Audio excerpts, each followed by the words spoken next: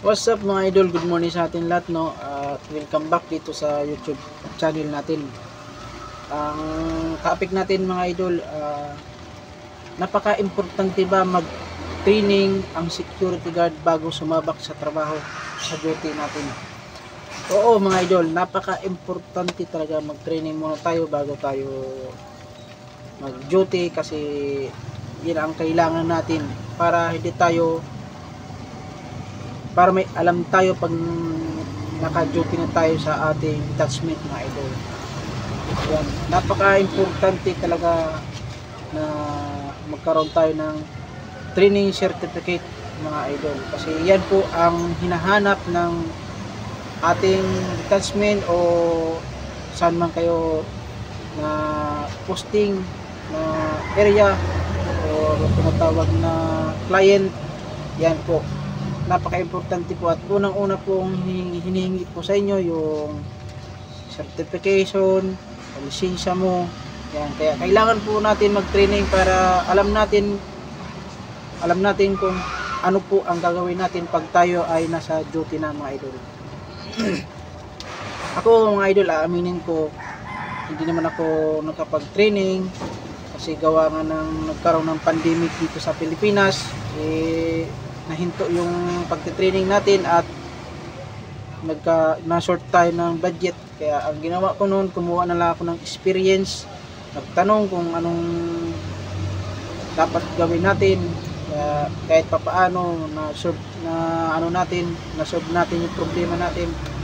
Kaya yan lang mapapayo ko sa inyo mga idol, sa mga kapwa kong security guard, na napakahalaga talaga ang mag-training mga idol. Kasi nanas ko po yan mga idol. Kasi pag tayo ay hindi nakapag-training tapos sumabak tayo sa duty, o meron din tayo na encounter ng mga tao na siyempre alam nyo na ano po ang sasagot natin kung hindi tayo dumaan ng training, di ba idol? Kaya sa mga nagsisimula pa lang o magsisimula pa lang, ito lang mapapayo ko sa inyo bilang kapwa kong security guard. Mag-training muna tayo para alam natin kung anong dapat natin gawin.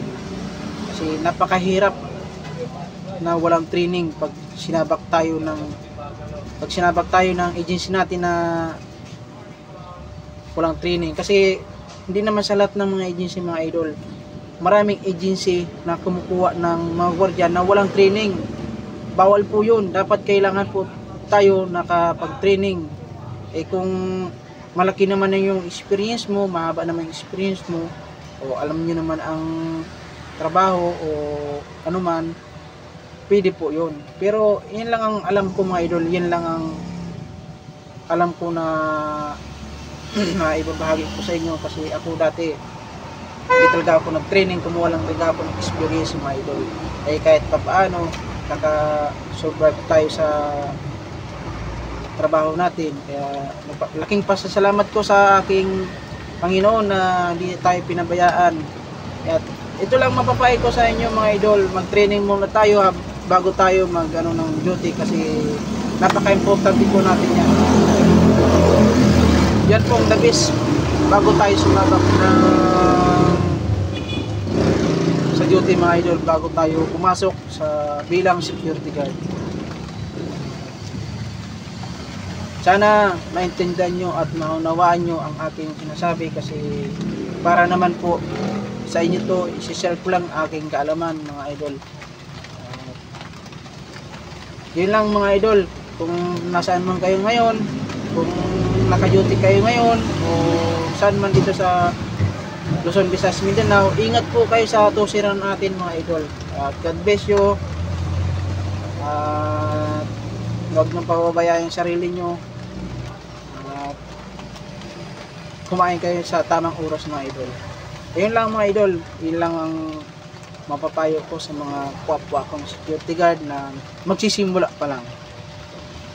Yun lang mga idol.